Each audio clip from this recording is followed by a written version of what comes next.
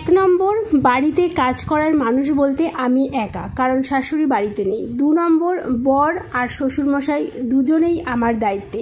3 নম্বর, 15 দিন কাজের দিদি আসবে না, সমস্ত কাজ আমাকে করতে হবে। বাসন মাজা, ঘর মোছা, জামাকাপড় কাচা, খেতে দেওয়া, জল তোলা, এভরিথিং। তা বলে কি আমি কাটবো বা দুঃখ পাবো বা কষ্ট পাবো বা বরের সাথে ঝগড়া করব? একদমই না। আমার মতে যেটা করতে হবে সেটা ভালো মনে, খুশি মনে করাই উচিত। তো আমিও সেটাই আজকে থেকে এই নেক্সট 15 দিন নিজেকে চ্যালেঞ্জ দিয়েছি।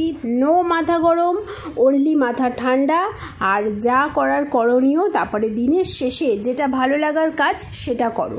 হ্যাঁ, আমার ভালো লাগার কাজ বলতে আমার সেলফ কেয়ার, একটুখানি স্কিন কেয়ার করি দিনের শেষে, সেটা আমাকে ভীষণভাবে পজিটিভ ফিল করায়। তোমরাও করো, ভালো লাগবে। আর আমার মিনি ব্লগটা ভালো লাগলে লাইক করো, চ্যানেলটা সাবস্ক্রাইব করো।